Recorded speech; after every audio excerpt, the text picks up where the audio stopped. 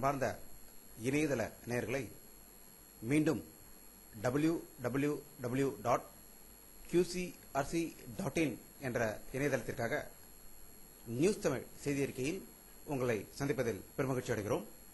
இன்று 6 பிப்ரவரி 2009 முக்கிய செய்திகளை தற்போது பார்க்கலாம்.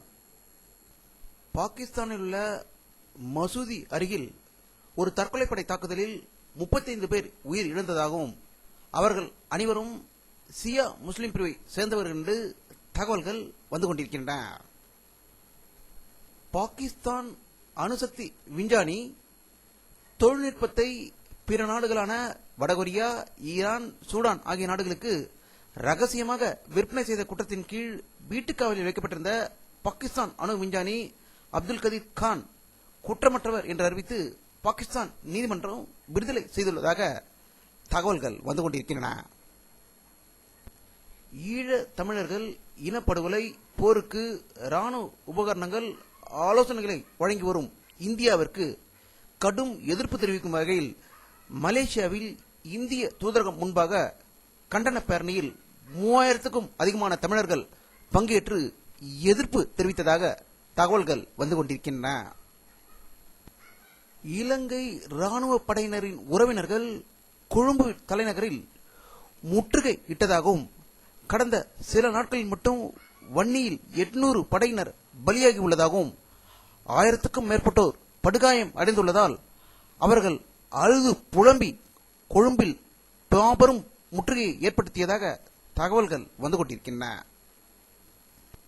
சீனா தனது வடக்கு மற்றும் மத்திய பகுதியில் உள்ள 8 மாகாணங்களில் வறட்சி காரணமாக அவசர நிலை பிரகடனம் செய்துள்ளதாகவும் இந்த மாகாணங்களில் கடும் வறட்சியினால் பயிர்கள் காய்ந்து வருகின்றனும் கிட்டத்தட்ட 40 லட்சம் பேருக்கு போதிய குடிநீர் இல்லை என்றும் இந்த வறட்சியின் காரணமாக குளிர்காலங்களில் கோதுமை பயிர் கிட்டத்தட்ட பாதியளவு பாழாய் போய்விட்டதாக தகவல்கள் தெரிவிக்கின்றன. இந்திய ஜனாதிபதி மாளிகையான ராஷ்டிரபதி பவனில் மொகல் கார்டன் மிகவும் பிரசித்தி பெற்றது. இது நாளை முதல் ரோஜா கண்காட்சி தொடங்கும் என்றும் இதில் பல வண்ணங்களில் இடம்பெறும் ரோஜாக்களை மக்கள் பார்க்கலாம் என்று தகவல்கள் வந்து கொண்டிருக்கின்றன. பாரதிய ஜனதா கட்சி தலைவரும் பிரதம வேட்பாளருமான திரு லால்கிருஷ்ண அத்வானி அவர்களுக்கு அவருடைய இணையதளத்தில் ஒரு இமெயில் வந்ததாகவும் அது அவரை கொலை செய்ய போவதாக இருந்ததாகவும் இந்த இமெயில் பாகிஸ்தானில் உள்ள முகாஜின் என்ற தீவிரவாத இயக்கத்திடம் வந்திருக்கலாம் என்ற சந்தேகம் இருப்பதாக தகவல்கள் வந்து கொண்டிருக்கின்றன. பெங்களூரில் வரும் 11ஆம் தேதி நடக்க இருக்கும் ஏரோ இந்தியா 2009 என்ற விமான கண்காட்சியில் ஜெர்மன் சேர்ந்த 4 ஜெர்மன் ஃபைட்டர் ஜெட் விமானங்கள் இடம்பெற உள்ளதாக தகவல்கள் வந்து கொண்டிருக்கின்றன.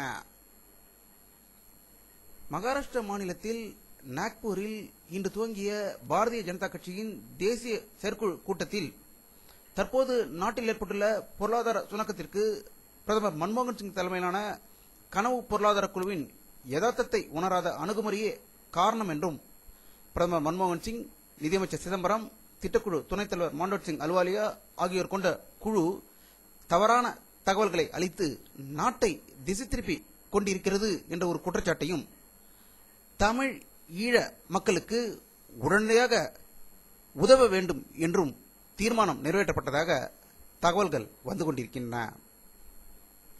பிரெஞ்சு ராணுவ அமைச்சகத்தை சேர்ந்த 10 பேர் கொண்ட குழு பாண்டிச்சேரி வர இருப்பதாகவும் அவர்கள் பாண்டிச்சேரியில் உள்ள பிரெஞ்சு ராணுவ வீரர்கள் ஓய்வு பெற்றவர்களை சந்திக்க இருப்பதாகவும் அதன் பிறகு 10ஆம் தேதி பெங்களூரில் நடக்கும் ஏரோ இந்தியா விமான கண்காட்சிக்கு செல்ல இருப்பதாக தகவல்கள் வந்து கொண்டிருக்கின்றன.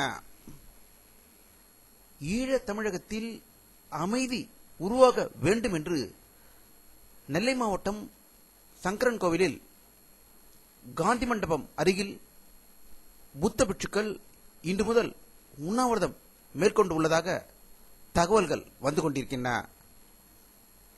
தமிழக முழுவதும் ஈழ தமிழர் பிரச்சினை விஸ்வரூபம் எடுத்து ஆளும் கட்சியையும் எதிர்கட்சியையும் ஆட்டி படைத்துக் கொண்டிருந்த நிலையில் இலங்கை தமிழர் பிரச்சினை போராட்டத்தில் களத்தில் முன்னிலையில் இருக்கும் இந்திய கம்யூனிஸ்ட் கட்சியின் மாநில செயலாளர் த பாண்டியனுடைய வீட்டில் நிறுத்தப்பட்டிருந்த காரை சில விஷமிகள் தீ வைத்து கொளுத்தியதாகவும் இதற்கு அனைத்து கட்சிகளும் கடும் கண்டனம் தெரிவித்திருப்பதாகவும் இலங்கை பாதுகாப்பு அமைப்பு தலைவர்களுக்கு பாதுகாப்பு அளிக்கப்பட வேண்டும் என்று அதனுடைய உறுப்பு கட்சிகள் குரல் எழுப்பியிருப்பதாக தகவல்கள் வந்து கொண்டிருக்கின்றன. தமிழக முதல்வர் திரு கருணாநிதி அவர்கள் திடீரென்று இலங்கை தமிழர்களின் உரிமையையும் உயிர்களையும் பாதுகாப்பதில் ஒன்றாக இருப்போம் வாரீர் என்று அனைத்து கட்சியினருக்கும் கடிதம் மூலம் அழைப்பு விடுத்துள்ளதாக தகவல்கள் வந்து கொண்டிருக்கின்றன. இதை பற்றி நம்முடைய அரசியல் வல்லுநருடன் கருத்து கேட்டபோது மூத்த தலைவரான திரு மு கருணாநிதி அவர்கள் இலங்கையில் சகோதர யுத்தம் நடக்கிறது என்று ஒரு ஆழமான ஒரு கருத்தை கூறினார். அதே நிலைதான் தமிழகத்திலும் சகோதர யுத்தம் போல் போராட்டங்கள் தனித்தனியாகவும் குழுக்கள் தனித்தனியாகவும் போராடி கொண்டிருக்கிறது என்று வருத்தப்பட்டார்கள்.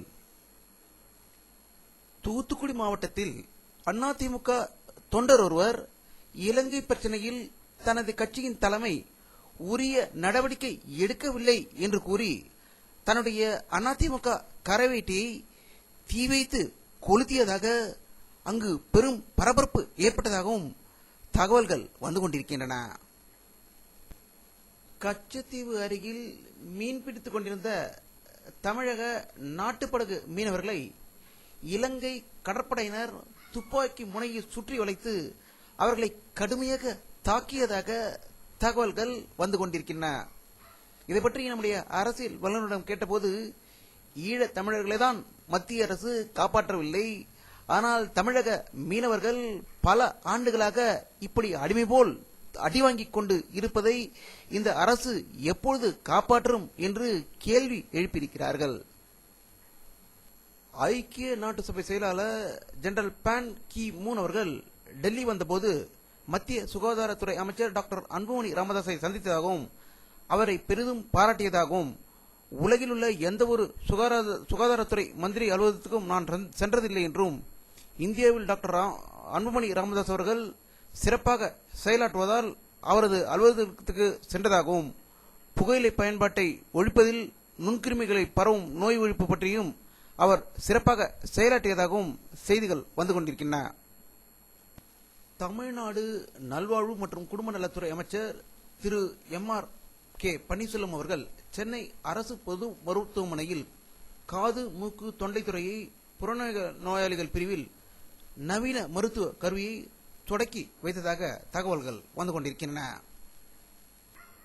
உலகிலேயே பிரபலமான கார் கம்பெனியும் ஜப்பானின் முக்கிய கார் உற்பத்தி நிறுவனமான டொயோட்டா கார் நிறுவனம் கடந்த 1950ஆம் ஆண்டுக்கு பிறகு தற்போது முதல் $3.85 பில்லியன் நஷ்டத்தில் இயங்கியிருப்பதாக ஒரு அதிர்ச்சி தகவலை வெளியிட்டுக் கொண்டிருக்கிறது.